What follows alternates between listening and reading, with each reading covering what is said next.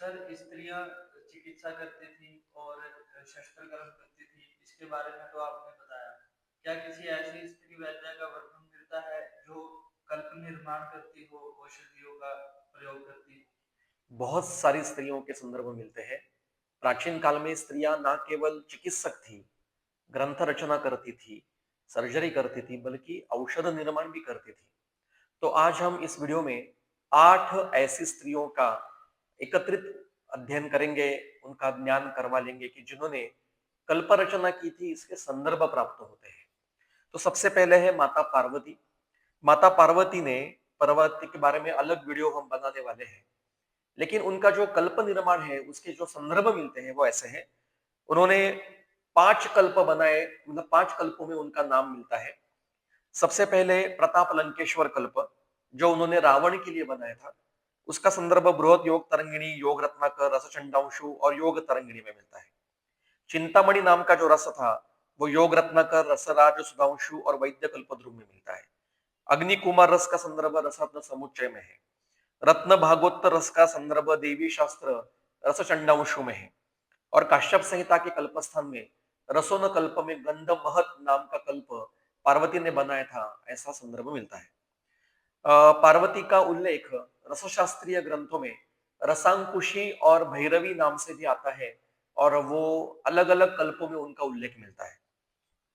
इसके अलावा द्वितीय जो स्त्री है, जो तारा नाम की जो स्त्री वैद्य थी, उनके नाम पे 2 कल्प मिलते हैं। सबसे पहला है वड़वा मुखी चूर्ण, जो रसरत्न समुच्चय में ग्रंथ में मिलता है। और तारा मंडूर नाम का जो कल्प है, जो रसकाम धेनु, वृंद माधव, योग तरंगिणी, योग रत्नाकर आदि कल्पों में मिलता है।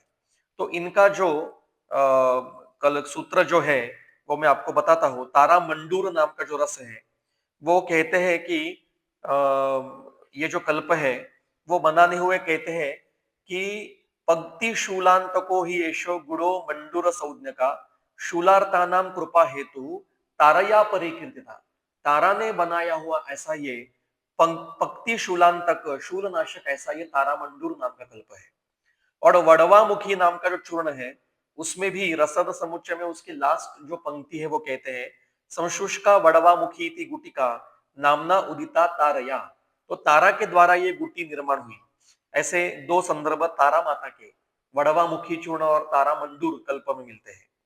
सहस्त्र योग ग्रंथ में ब्राह्मी घृत का वर्णन किया है, और उस घृत के संदर्भ श्लोक में हमें संदर्भ प्राप्त होता है कि अस्य प्राशित मात्रेण वाक विशुद्धिश्च जायते, एतद ब्राह्मी घृतम धन्यम सरस्वत्या विनिर्मितम। तो सरस्वती नाम के किसी स्त्री चिकित्सक ने ये ब्राह्मी घृत निर्माण किया।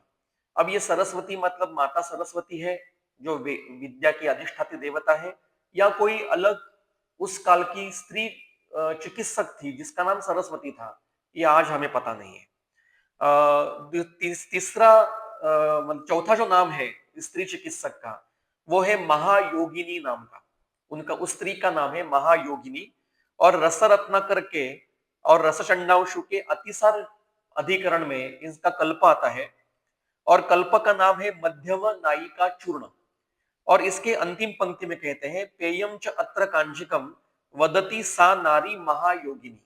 तो ये जो मध्यम नायिका चूर्ण है जो अतिसार में बनाया जाता है, ये एक रसकल्प है।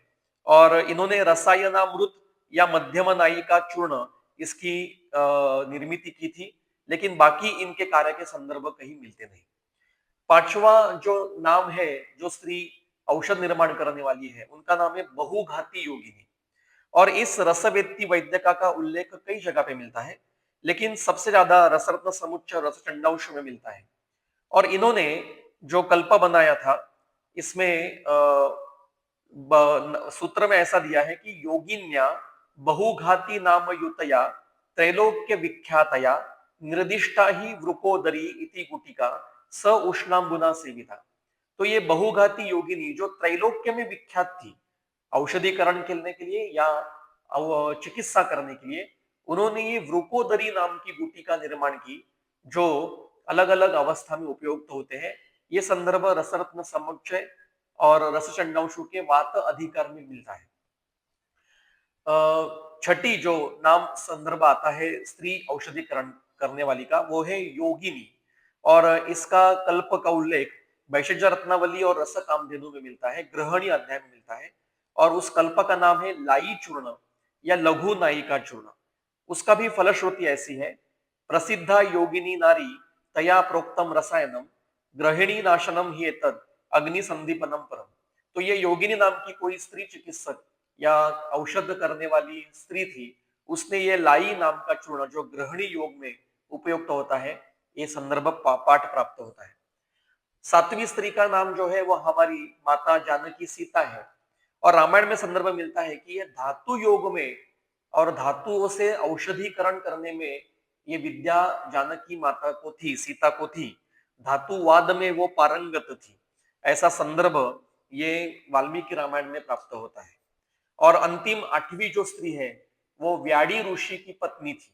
व्याडी ऋषि ये एक उच्च कोटि के रस चिकित्सक थे, उनकी पत्नी भी रस चिकित्सका थी। उनका नाम कहीं प्राप्त नहीं होता।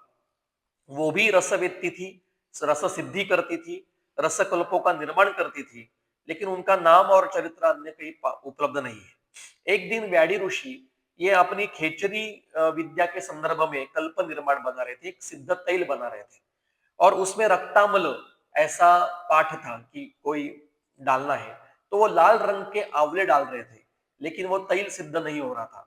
तो एक दिन काम करते हुए उनके सिर पर व्रण हुआ और उनके रक्त की बूंदे वो कल्प में गिरी, तो वो तैल सिद्ध हो गया।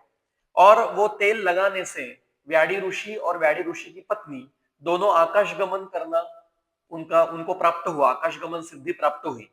और उन्होंने जो आकाश गमन किया तो उनको उड़ते हुए देखने के लिए सारी उज्जैनी नगरी वहां पे इकट्ठा हुई थी। और राजा विक्रमादित्य भी अपने महल के ऊपर आकर ये प्रयोग देख रहा था। व्याडी ऋषि की पति पत्नी जो है, इनको आकाश मार्ग गमन सिद्धि खेचरी विद्या प्राप्त हुई थी, और ये भी उसी में समावेश थी। ये इतिहास हमें एक ईरानी यात्री अल बरूनी जो 11वीं शताब्दी में भारत में आया था, उसके जो नोट्स हैं उसमें प्राप्त होता है। तो और इसका और संदर्भ का वर्णन सिद्धिनंदन मिश्र जी के आयुर्वेद रस शास्त्रीय ग्रंथ में हमें मिलता है।